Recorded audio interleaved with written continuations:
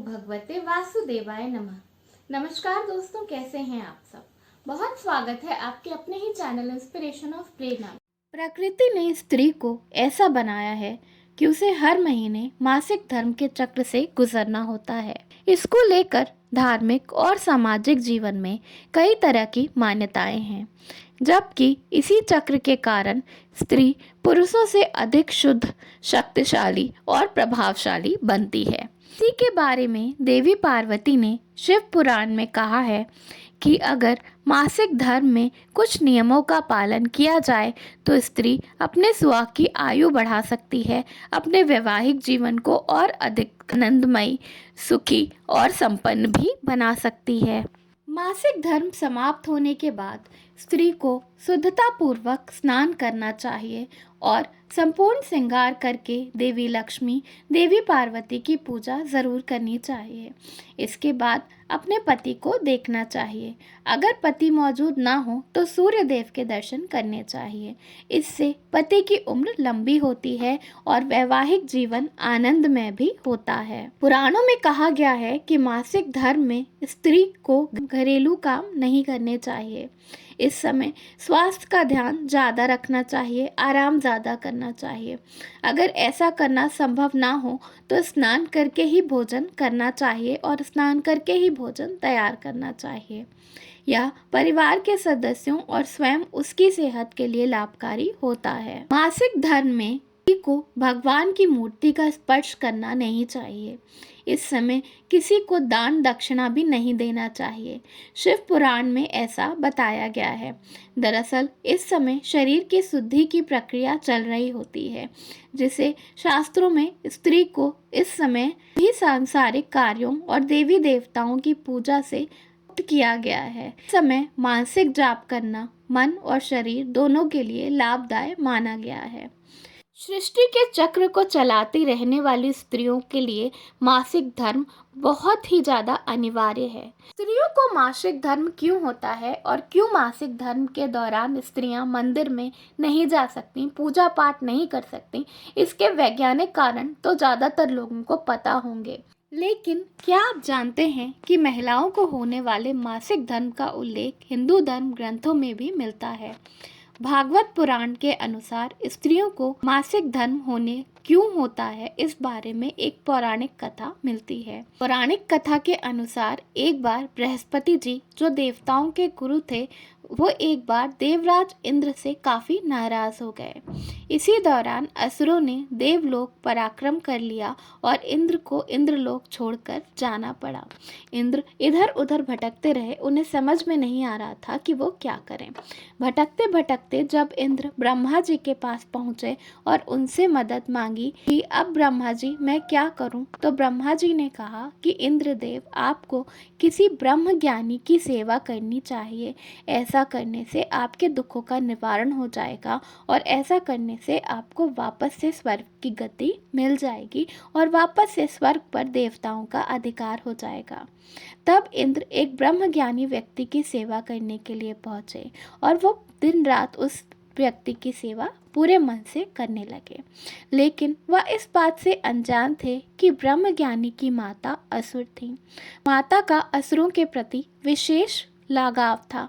ऐसे में इंद्रदेव द्वारा अर्पित सारी हवन सामग्री जो देवताओं को अर्पित की जाती थी, वह ब्रह्म ज्ञानी असुरों को चढ़ा देते थे।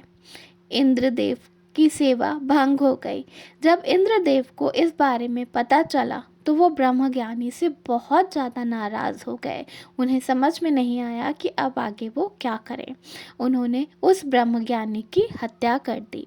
हत्या करने पर इंद्र पर ब्रह्म हत्या का पाप लगा। हत्या करने से पहले इंद्र उस ब्रह्म ज्ञानी को गुरु मानते थे और गुरु की हत्या करना घोर पाप माना गया है। इसी कारण उन पर ब्रह्म हत्या का दोष लग गया। ये पाप एक भयंकर दानव के रूप में उनका पीछा करने लगा। किसी तरह इंद्र ने स्वयं को एक फूल में छुपाया और 1000 वर्ष तक भगवान विष्णु की तपस्या वो उसी फूल के अंदर करते रहे। 1000 वर्षों बाद भगवान विष्णु प्रसन्न हुए और इंद्र को ब्रह्म हत्या के दोष से बचा लिया। उन्होंने इस पाप से मुक्ति के लिए सुझाव दिया कि सुझाव के अनुसार इंद्र ने पेड़, जल, भूमि और स्त्री को अपने पाक पाने के लिए मना लिया। इंद्र की बात सुनकर वह तैयार हो गए। इंद्र ने उन्हें एक एक वरदान भी दिया। पहले ने ब्रह्म हत्या के पाप का 1/4 हिस्सा लिया, जिसके बदले इंद्र ने पेड़ को अपने आप जीवित होने का वरदान दिया। बाद 1/4 हिस्सा जल ने ले लिया। ने जल को वरदान दिया कि जल अन्य वस्तुओं को पवित्र की शक्ति रखेगा। इसीलिए हिंदू धर्म में पूजा पाठ में जल को जरूर सम्मिलित किया जाता है। कोई भी चीज़ जब अशुद्ध हो जाती है तो उसे जल से साफ किया जा सकता है। तीसरे पड़ाव में भूमि ने ब्रह्म हत्या का दोष इंद्र से ले लिया और बदले में इंद्र ने भूमि को वरदान दिया कि उस पर लगने वाली चोट आप भर जाएगी और उस पर कभी कोई चोट नहीं आएगी। आखिरी में स्त्री ही शेष बची थी। इंद्र का ब्रह्म हत्या का दोष स्त्री ने 1/4 अपने ऊपर ले लिया। बदले में इंद्र ने स्त्री को वरदान दिया कि स्त्रियों को हर महीने मासिक धर्म होगा, लेकिन महिलाएं पुरुषों की अपेक्षा कई गुना ज़्यादा शक्तिशाली और बलवान होंगी इस मासिक धर्म की वजह से और प्रकृति के चक्र को चलाती रहेंगी। पौराणिक मान्यताओं के अनुसार स्त्रियां ब्रह्म हत्या यानी कि अपने गुरु की हत्या का पाप सदियों से ढोती चली आ रही हैं।